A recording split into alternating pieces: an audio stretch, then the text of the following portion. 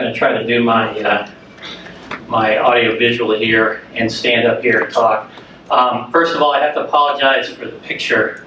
I actually took this from a slide presentation we did for the New York Green Bank, so it's got New York City on it as opposed to Boston. But I'm always amazed to look at that picture and see how much light we have in an individual city, and I'm hoping more and more of them become LED lights and have occupancy sensors and start to turn off at night.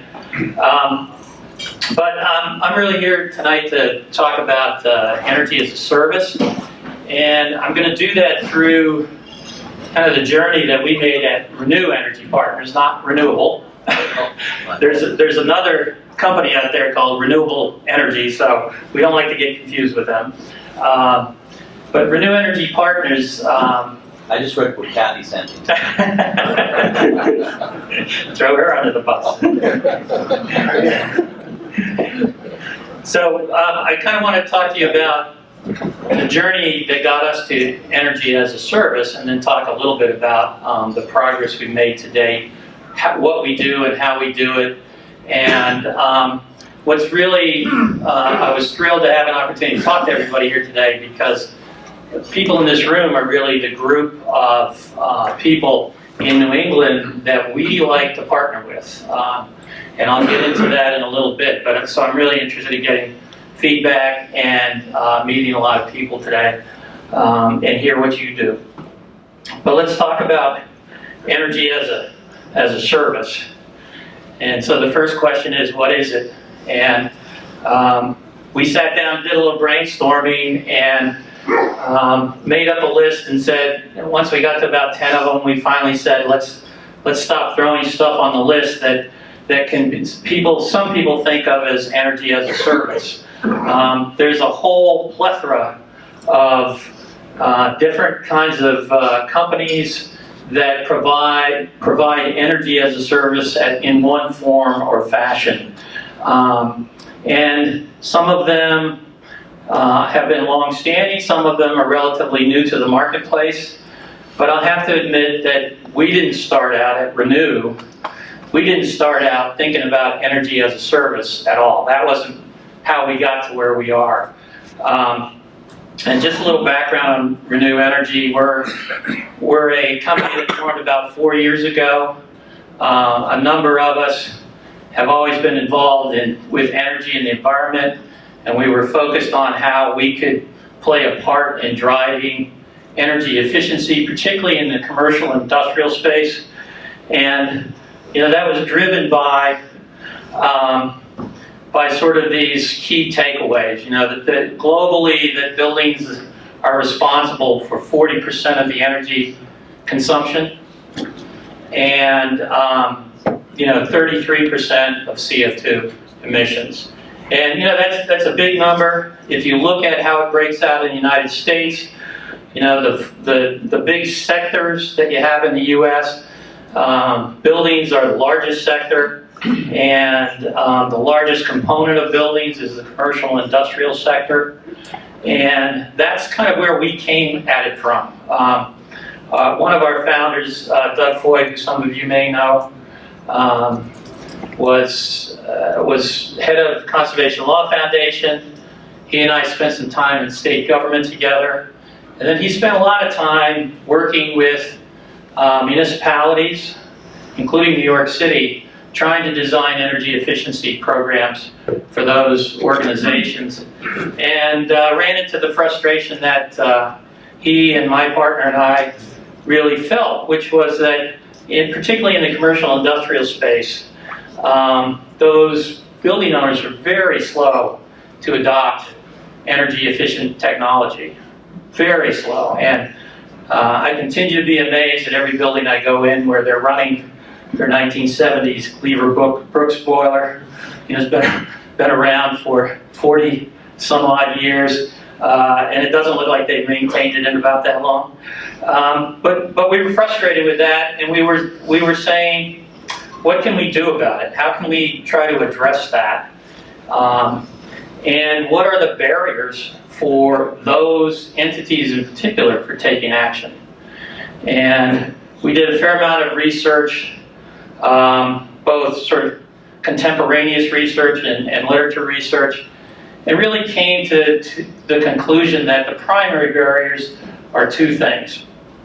One is capital, and the second is really sort of complexity. Capital, and we hear all of these explanations and excuses with potential customers when we go to talk to them. They haven't budgeted for it. It's not really a priority. Most of the time it's priority number 21 on somebody's list. They don't have the corporate debt capacity to actually make the investment. Their internal hurdle rates are astounding. You know, many companies we've gone into, if it's not paid for out of the operating budget in a year, they won't do it.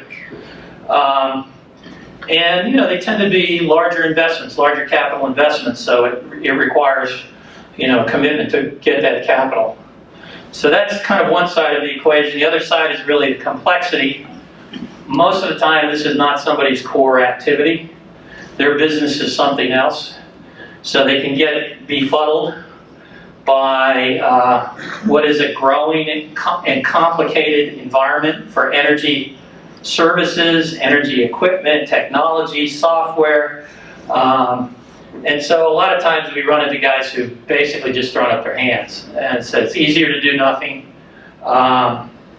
It's the lowest risk option from an individual's point of view. And we tend to call that the CEM, which translates into the career-ending move. And it's a real psychological barrier in a lot of ways.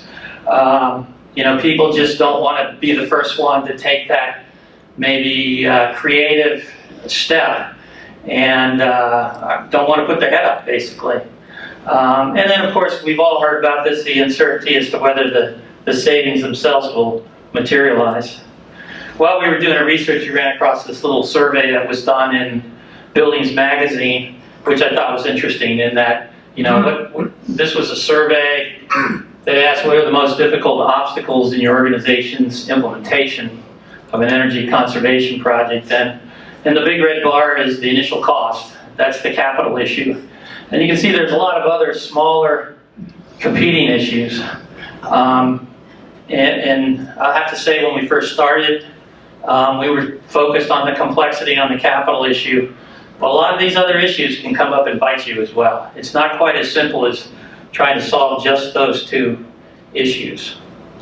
So we did a little bit of research and took a lesson from the solar industry. And as we looked at the solar industry, they found a way to eliminate capital as a barrier, or at least change the way people thought about capital anyway. And you know, when the solar industry sort of initially started, it was mostly about selling these systems to building owners. But the development of the third-party power purchase agreement, which is really sort of a third-party service, if you will.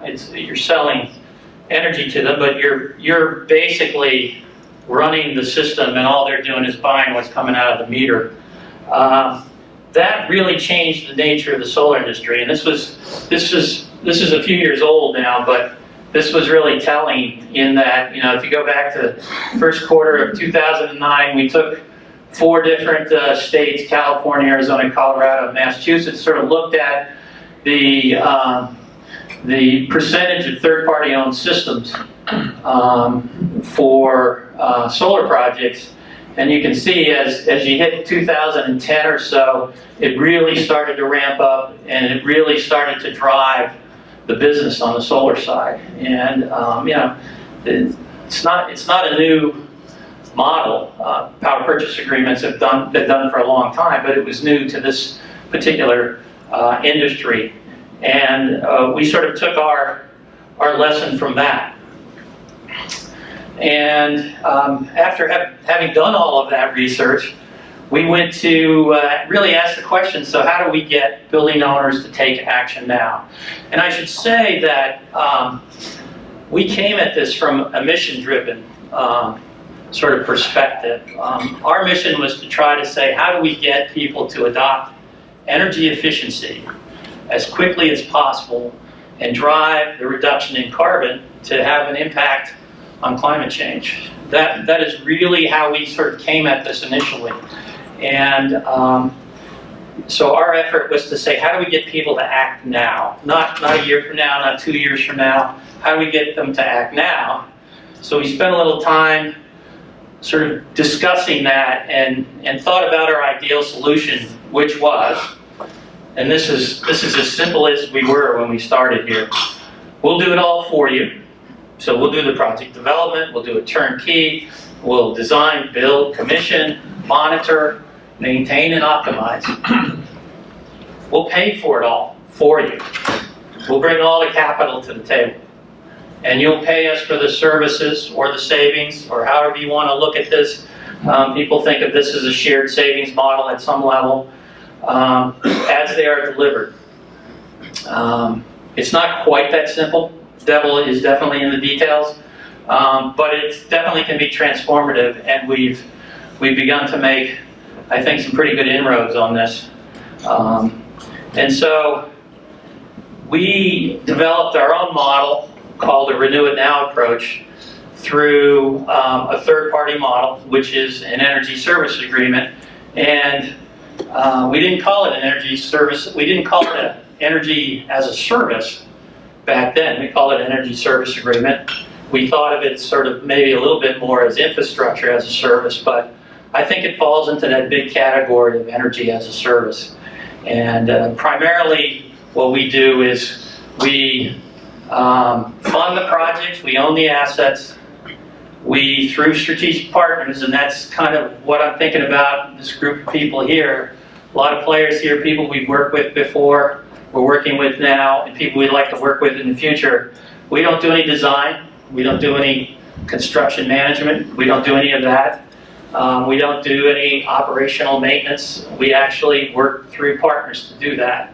And we try to be the manager, the facilitator, the developer, if you will, of the project, and bring the capital and the capital structure into the project. Yes? So do you drive the sale usually, or are you brought in, or is it sometimes one? It's a great question. It happens a lot of different ways. Often. The question was, do we drive the sale with the customer? And the answer is sometimes yes, sometimes no. But at some point in each transaction, we end up in the driver's seat. What happens a lot is we have partners, engineering partners or design build sort of regional ESCOs, who come to us, who we've developed a relationship. They come to us with a project they've scoped out for a customer, and that customer has had the same answer you saw there. It's not my budget. I won't be able to get at it for another 2 years. And so we become sort of the last resort, if you will, to try to get action now. And so we have not talked to the customer at that point in time. It's when we get engaged in that we talk to the customer. And for us, the real key is developing the plan and then getting to the first conversation with the financial decision maker. Not with the facilities decision maker, but the financial decision maker. So the CFO, the treasurer, whoever it is, might just be the owner. That's who we need to talk to. And we commit to all of our partners when they bring projects to us that we'll go to that first meeting, right?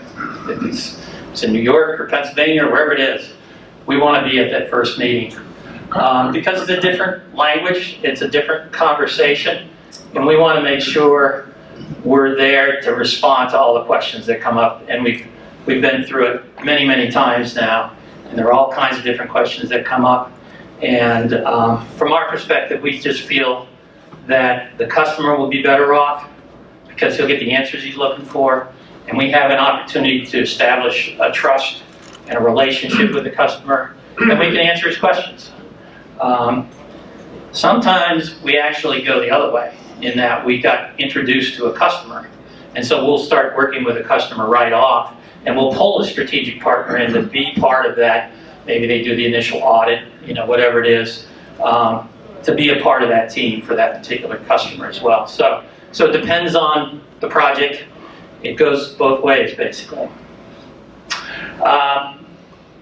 So the deal structure is that we sign an energy service agreement with the customer, and I have a little chart here later on that will show you that. And the customer, all they're agreeing to do is buy the commodity that we're selling them. And the commodity we're selling them are services. And in most cases, it's energy savings, but it can be non-energy savings too. We do try to integrate maintenance savings if we can put a real number on those. Oftentimes, that's difficult, as you probably all know, because nobody's ready to fire Fred the janitor or whatever if they replace the lights, right? So you know, we sign a service agreement with that customer that says, we'll deliver these, you'll pay this for it. And it has a defined term. We own the assets, we maintain the assets. And at the end of the term, we sell the assets to the customer. And often the question comes up, well, what's the price? We don't sell it for $1. It's very important for us that the structure is one that does not look or feel like a capital lease or an operating lease. We commit to doing a fair market value assessment at the end of the lease term to develop the cost, fair market value cost of those assets. And it's not the depreciating cost, it's what you might consider sort of the market value of the asset on the sort of used market, if you will. And so in a lot of cases, as you might imagine, 10 years after a deal is over, or through a deal, you know, LED lights are going to have 0 fair market value. So we also have the ability under our deal structure to turn over the assets to the customer at that point. So that's the basic deal structure. And we work, as I said, in the commercial sector, commercial, industrial, and institutional. And I've got a few examples of projects we've worked on. But the commercial runs the gamut. The one that's really the toughest, as you probably all know, is the office space. You end up with a split incentive problem in the office space, and that's a difficult one to tackle. We have a couple of those projects kind of on the drawing board right now. They haven't been signed, but we're hoping those will be the first couple that we do in the office space. But hospitality, healthcare, multifamily, retail, all those commercial facilities. We'll do the manufacturing, warehousing, and then even into the nonprofit sector with the right nonprofits. And here's kind of a typical project profile. You know, the scope of the project, what we're looking for is deep energy retrofits. So we try to avoid just a single intervention. It's not always possible, so we'll do those as well. We sort of think of those as maybe the nose under the tent to more opportunities, because we're going to be there for the term of the deal. And what we are looking for is the opportunity to find other energy savings opportunities and integrate those into the energy service agreement as well. As I said, our client profile runs the gamut here from multifamily to hotels to universities and hospice schools and hospitals. We haven't done anything on the public sector side at this point. We're going to try to probably, I'm sorry, I'm in your way around. We're probably going to try to tackle that in New York State first, and I'll talk about that when we get there. But here's the typical project profile. We run from $200,000 to $10 million.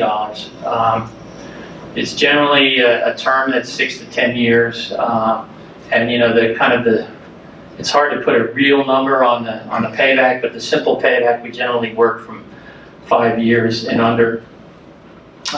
We have the flexibility to do both a single energy conservation or multiple or phased, and the things that we monitor beyond the energy savings are the carbon reductions, and we actually report on that not just to the customer, but we report on that to our investor base. So let me talk, we talked a little bit about the deal structure, but here's kind of how it works in an overview. We create a special purpose entity for a project. We are now in a place where we're starting to create special purpose entities that will have multiple projects under it. We set this structure up with a partner, and we call them an E-firm partner, but that could be an engineering firm, it could be a regional ESCO, it could be a number of different kinds of partners. You sort of all lump them all in. Oops. And then, so we sign, as I said, the ESA with the customer. It's signed with that special purpose entity. We sign both a design build and an O&M contract with the E-firm. Now it says one partner, oftentimes there could be two, somebody doing the design build, somebody doing the O&M. That's kind of our deal structure, and as you can imagine, the first time you do this, there's a lot of sort of transactional costs, just everybody getting on the same page. But once we've been through it once with a particular partner, the next time and the next time it gets much, much easier. And then Renew, we bring in our capital investors, and we also bring in lenders for debt capital. That, by the way, is really hard to come by for these kinds of projects. But we're getting close to signing a deal with New York Green Bank to do just that for projects in New York State. So that's the deal structure. But the challenges that we face are many. And I like this little statement, you know, the 5 basic obstacles to a sale: no need, no money, no hurry, no desire, no trust. It's a pretty good summary for what we face every time we talk to a customer. And when we talk to a customer about need, we try to talk about the cost of delay, and I'm sure a lot of you have talked about this. You know, what is the cost of doing nothing? It's certainly easy to do, but it's really the worst decision to make. And what we try to do is help them translate that into what options they have. And we generally show them what we call our Renew and Now option is, compared to delay options that they might undertake a year from now, 2 years from now. Usually if it's over a year later, we can show them the benefit of doing the Renew It Now option. Their net present value of whatever cash flows we calculate are going to be better with the Renew It Now option. And we also try to show them the cost of delay on carbon reductions, because one of the things that we get with every project like this is as soon as we're in operation, in fact, as we go through construction, we begin to have an impact from that facility on its carbon footprint. And that's an annuity that goes on for as long as the life of the energy efficiency equipment at least, but we think of it as a perpetual annuity, because 10 years down the road, likelihood is that there'll be something even more efficient that they'll replace it with. So we've made a permanent impact on carbon reductions, and that's really what we're looking for, and that's what our investor base is looking for.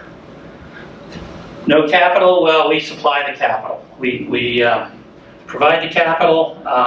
We have, down at the bottom here, you can see we've got impact investors who are our primary investors.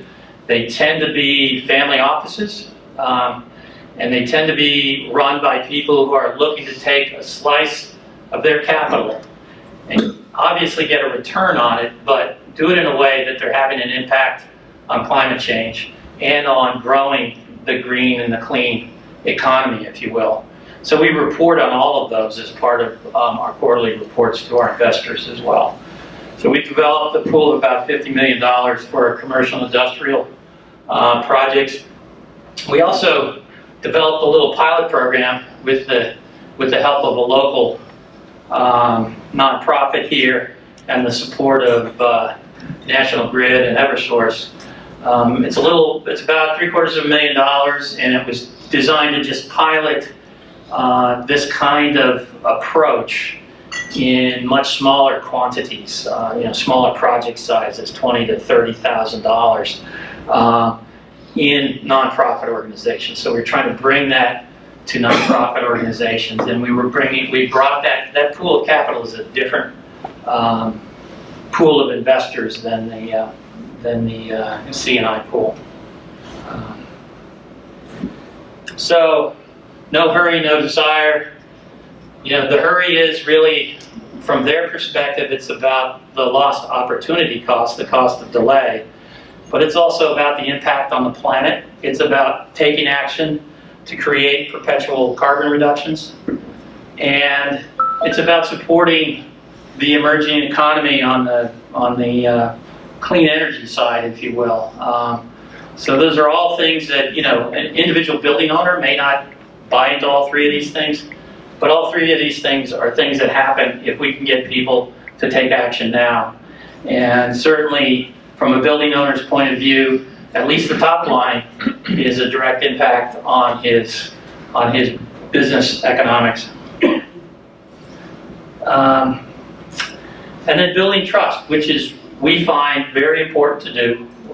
It's important to be able to look across the table. It's why we want to be at those meetings with the CFO or the president or whoever it is who's really the decision maker, and walk through it with them and talk about what it is we do and how we do it.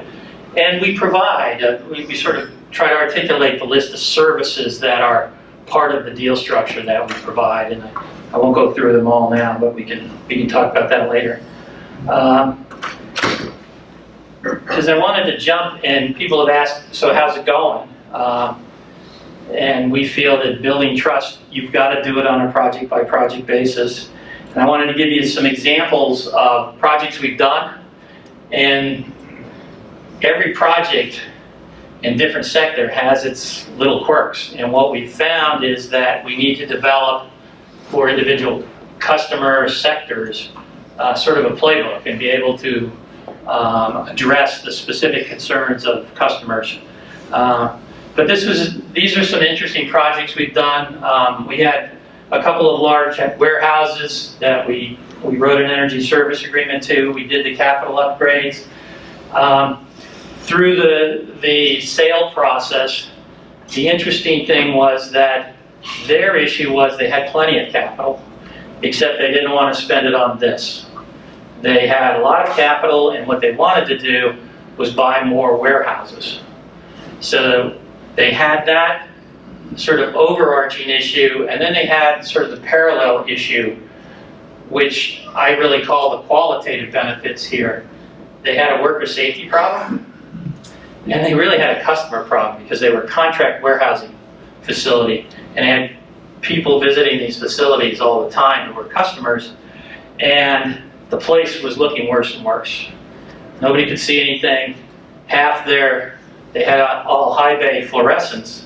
Half their fluorescent tubes were gone. Workers were starting to complain about just how safe it was to move materials around there. And just so you know, this isn't, you know, a 50,000 square foot warehouse. This is 1 million square feet of warehouse. So it's a big place, and a lot of forklifts riding all over the place. But those are the kind of things we faced, including what I call the lumpiness of the sales cycle. Originally they said yes, and then they looked at the numbers, and then they thought about it a little bit, and then they said no. And then the COO and the CFO changed out, and they came back after we had sort of written them off and said, well, never mind, yes, we want to do this. So we kind of went through that cycle, and I'm sure a lot of you have gone through that as well. That's one thing that's pretty consistent across all of these, is the sales cycle is pretty lumpy. It can go gangbusters for a month, and then people disappear for 2 months. And they're busy people, they're doing other things, and as I said, it's not their top priority. So there are any number of reasons a deal can go south. We did a private school where we had to sort through all of the parties who had a claim to the actual physical asset, the mortgage holder, and there was a second mortgage holder. And this particular private school had been trying for 2 years to get approval from their primary mortgage holder to do a PACE deal. This was in Connecticut. 2 years. They've been talking to their bank for 2 years. Cost of waiting? Pardon? Cost of waiting. The cost of waiting, absolutely, and that was part of our conversation with them. We proposed the ESA program with them. They turned us loose on their bank. We got the bank to say yes in 2 weeks, but then they had a second mortgage, which we didn't realize, and it was with the Small Business Administration, and it was a disaster recovery loan because they were in a place that got hit by Hurricane Sandy. Took 3 days for the Small Business Association to say yes. So it happened quickly, and the Connecticut Green Bank, this was one of their early projects they were trying to get done under PACE. They were thrilled to hear that we had a path forward, and they provided some debt capital from the Green Bank to support this project. So we actually got a loan from the Connecticut Green Bank to match the private equity that we put in it. And we worked pretty closely with United Illuminating on the rebate and incentive program as well. Condominium complex. This is really fascinating because most condominium complexes have 2 ways of raising capital. One is their condo fees, and the second is a special assessment. Those are the 2 ways they generally raise capital. If they don't have it in reserve, they need to acquire it somehow to do a fairly large major capital investment. And we come along and we sort of tell them the story that we don't need any of their capital, so they don't need a special assessment. And we make these cash flow positive deals from day one, so if they choose, they could actually lower their condo fee. So it's a pretty compelling story for condominiums and co-ops. Now we figured out you have to sort through the legal sort of structure for those co-ops and condominiums, and it's important to be pretty clear on how all of those things are structured. But at the end of the day, we did one in New York City. We have another one in New York City that we just signed, and we've got a third one that's probably January. So it's proving to be kind of a pretty interesting sector for us.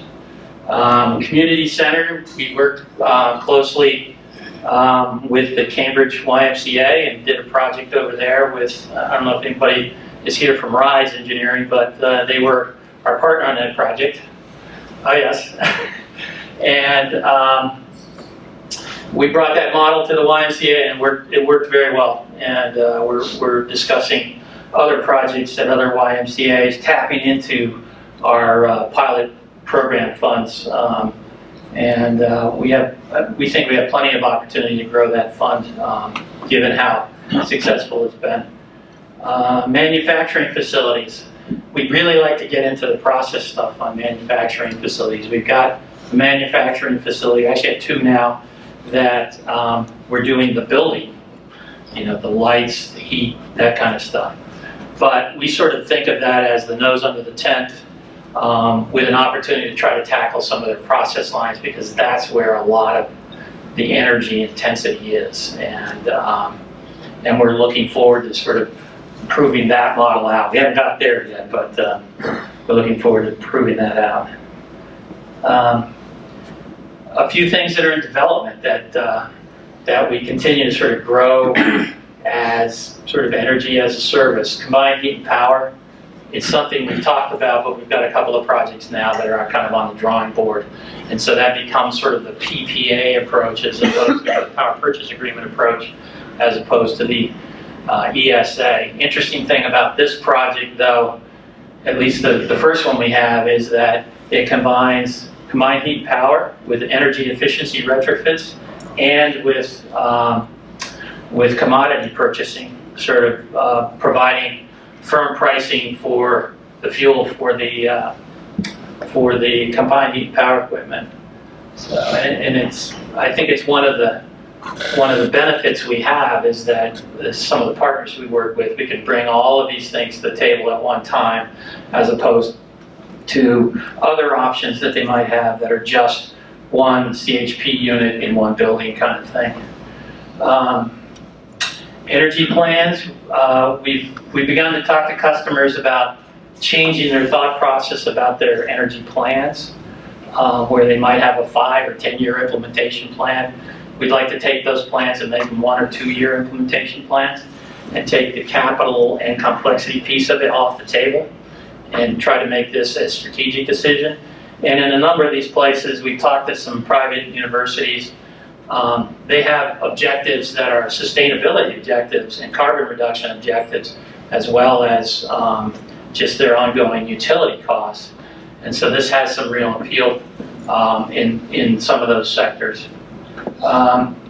We just recently signed a deal to deploy wastewater heat recovery systems with a company called International Wastewater Systems. Some of you may know them, some may not.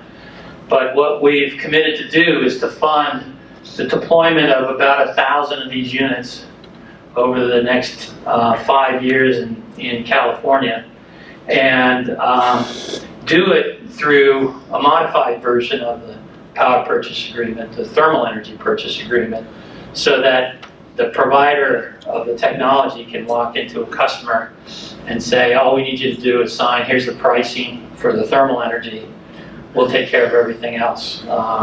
Don't need capital, we just need a footprint in the building somewhere, and we'll take care of everything else, design, build, operate, maintain, and we'll meter and deliver the thermal energy to you.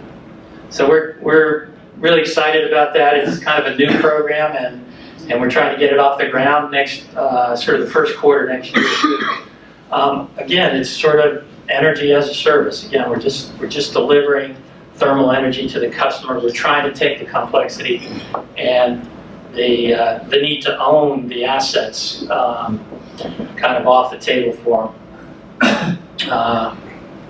Again, we're working on manufacturing, and then, as I said, we have a program with the New York Green Bank that we hope to close in the next, 15 to 20 days, where we're going to be leveraging our private equity with $15 million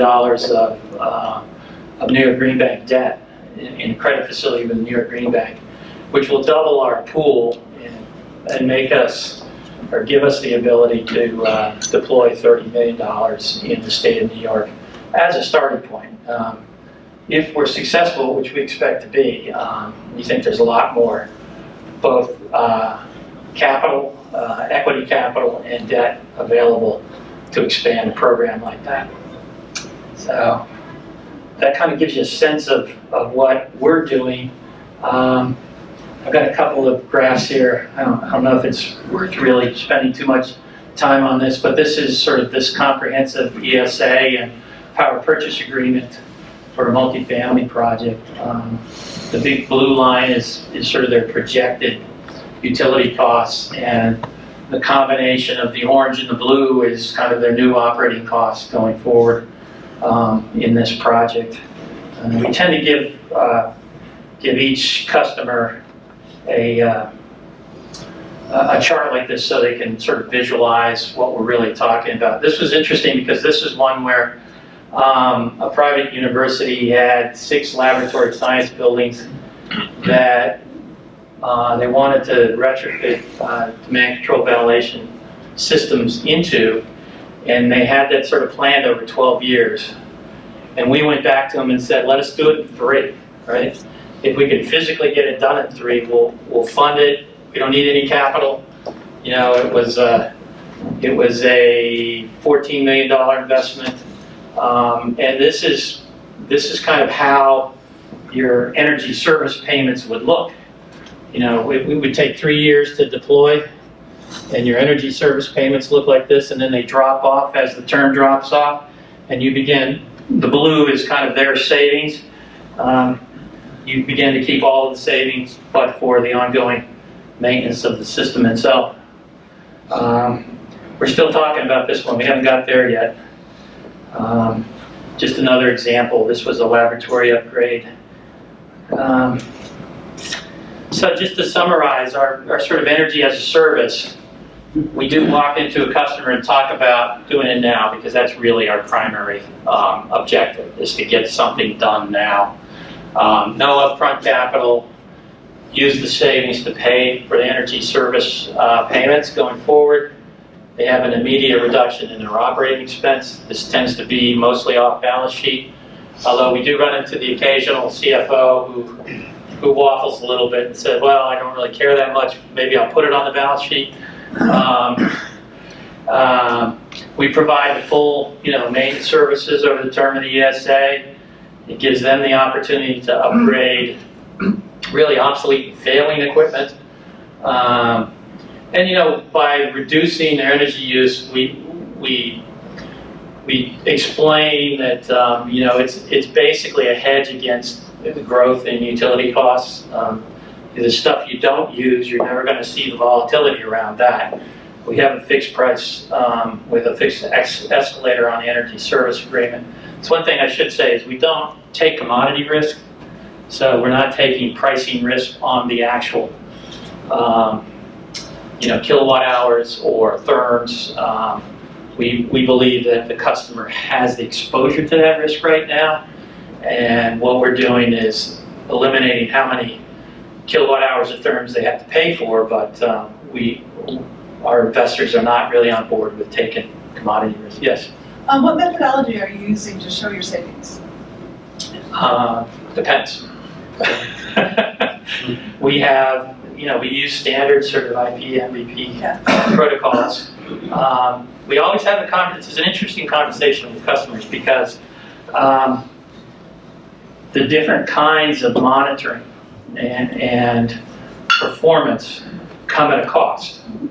And we try to be pretty clear with them what costs are included in the energy service payment, and talk about sort of the pros and cons of doing that. So in some cases, a customer will say, well, let's do kind of a sampling program when you finish the installation of the lights, right? And then we're going to buy off on your estimates of all the operating hours and all of that, and we're going to stipulate to those, right? We still want to monitor them, but from a payment standpoint, they're stipulated payments, right? Others, we do what we call sort of a one-year optimization period where we'll put a full M&V protocol in place, measure for a year, true up the results at the end of that year, and then we might fix those going forward. We have a third version that is we'll do it year to year. And they all have a different cost to them, and it's surprising that when we talk to customers about it, I would say half of them don't really care that much. Particularly in the warehouse, they were much more interested in it just being well lit, and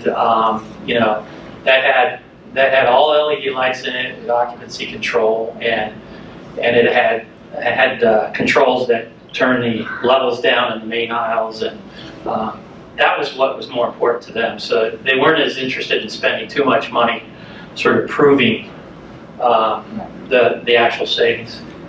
So when you say that you are responsible for O&M and metering or Monitoring, yep.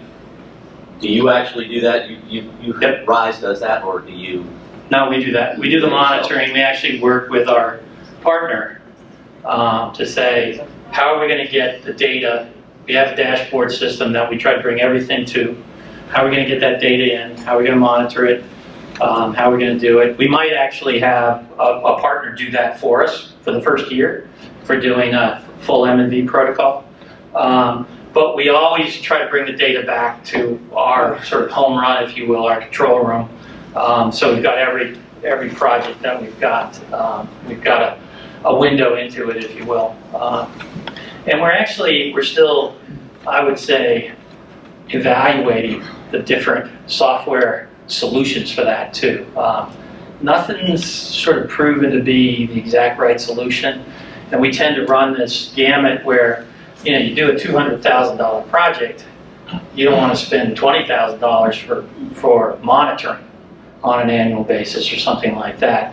So you want to find a low-cost solution that still gives you the basic stuff you need on projects like that. Where you get to a $10 million CHP project, it's going to be a completely different animal. And then we talk about the customer benefits.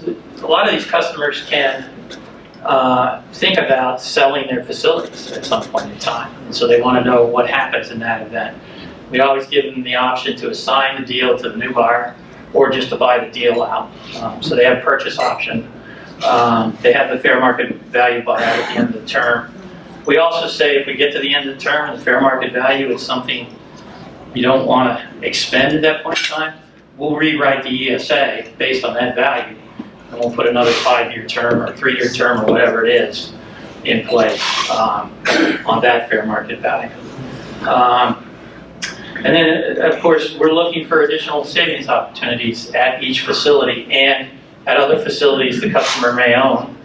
And as I said, it's generally done as an off-balance sheet solution. So that's a little bit of sort of the overview of what Renew does through the Energy Service Agreement. There are many other players in this, in this evolving landscape of energy as a service. You know, there are other players in the ESA marketplace.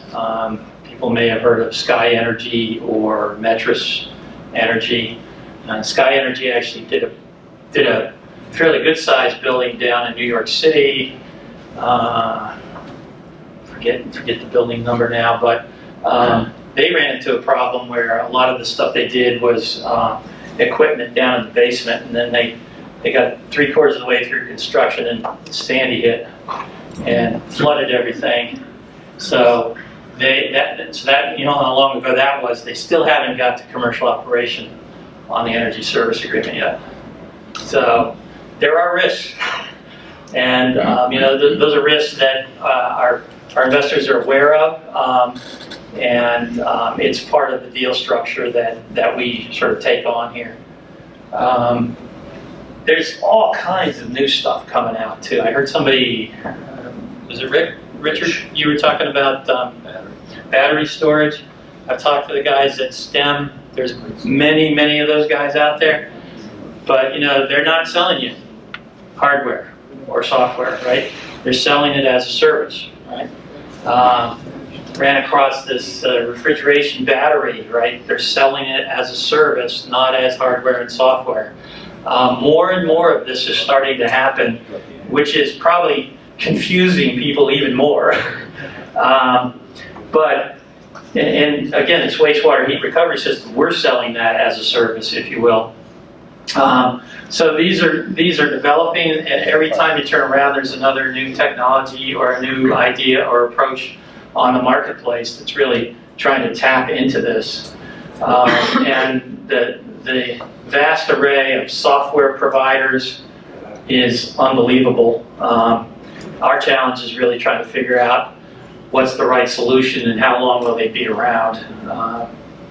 We made that mistake actually with one project where we were using cellular loggers from a relatively new company, and that relatively new company went under. So we had a challenge there to replace some hardware. And then, you know, some of the things that you look at from the government participation support end, the sort of the PACE programs. Massachusetts just sort of passed that improved PACE bill. So I think it's DOER or Mass Development are working on the outline of the program in Massachusetts, but it's pretty robust in Connecticut, California, a few other places. Green banks are tending to pop up now.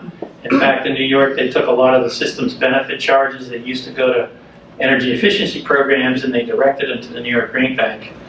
And the Green Bank's challenge is to take that money and use it as leverage to bring private capital into the marketplace for energy efficiency and ultimately make the Green Bank superfluous, make it a real business sector that is essentially privatized business sector. And of course, utility programs, you know, incentives and rebates and technical support. There's a lot to it, and this only scratches the surface. But it seems to us that more and more over the last 4 years that we've been working on this, and many more before that, that there are more and more entities, people, and businesses focused on helping people use less energy. And it's great to see the development of the marketplace, but it also brings a lot of confusion and complexity to the individual business owner. So we think the energy service model is really here to stay. And we think the model that we've developed for the target C&I sector that we're after is a pretty good model. And we're hoping to prove it again in 2017. So that's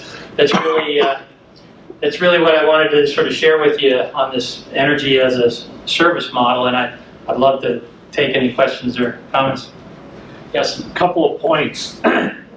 Being involved in the off-balance lease business, one of the problems, our life is ruled by accountants, right? Yep.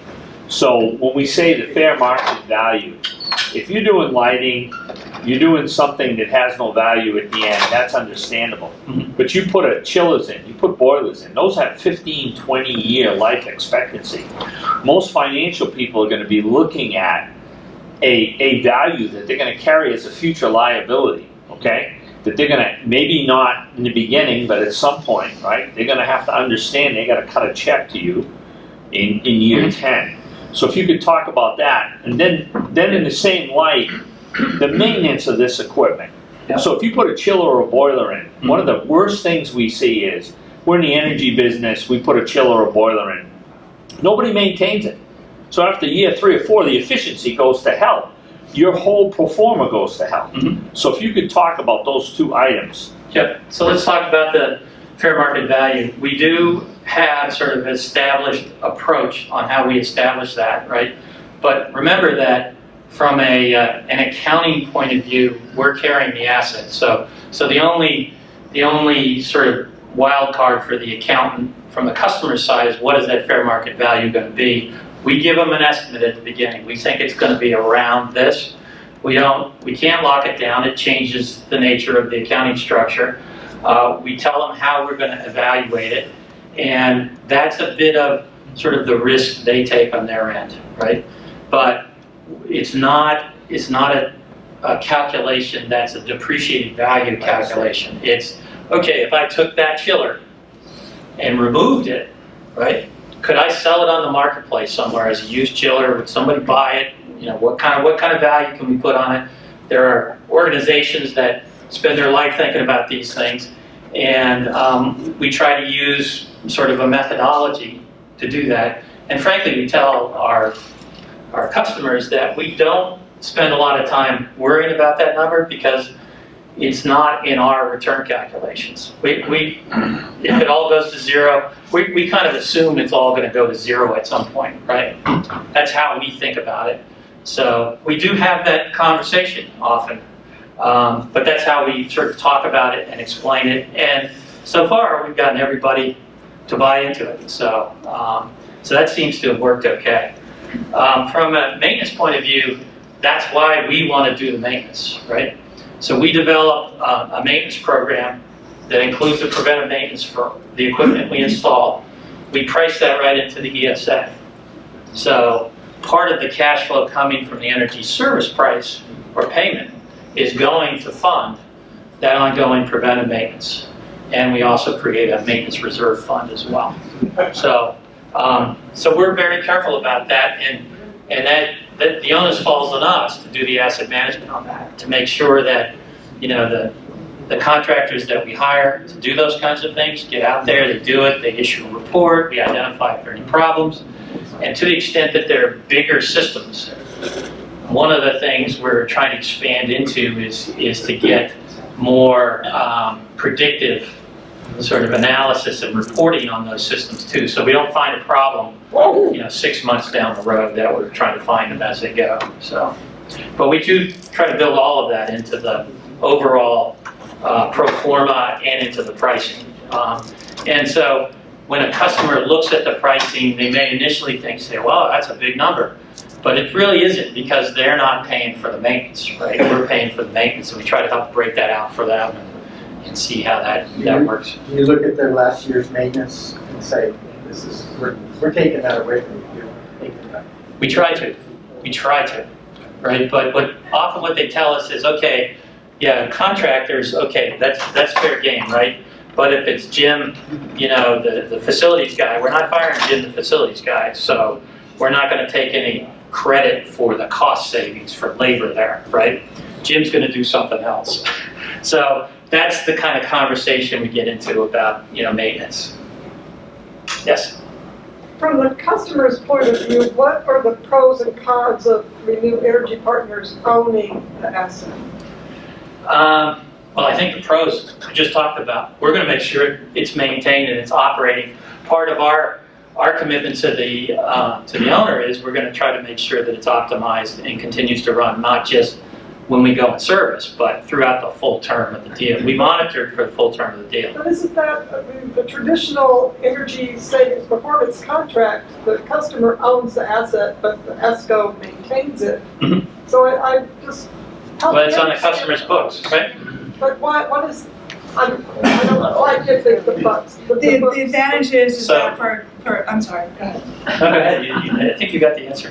No, for a commercial customer that's already somewhat leveraged or they don't want to spend their money that way, this is a way for them to keep it off their books. It's Right. really off balance sheet financing. So it's taking a traditional ESCO model. Right. So all of the things that he's talking about are things that a traditional ESCO does, but it's changing the structure a little bit so that it keeps the assets off of the owner's books. What's the second explanation is why that's a good thing? Because every business only has a certain amount of debt they can really carry as a business, right? Before they become too highly leveraged and before they have problems with their lenders, they have problems with covenants in their mortgages and all those kinds of things.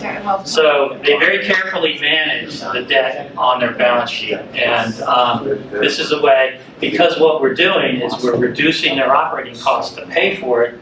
There is no additional debt, if you will, on their balance sheet. So it's the same idea under a performance contract for sure. You're reducing those operating costs, to pay for it, Yeah. but you're just structuring it differently. Right, but the performance contractor still gets the financing or helps arrange the financing for the customers on the customer's books.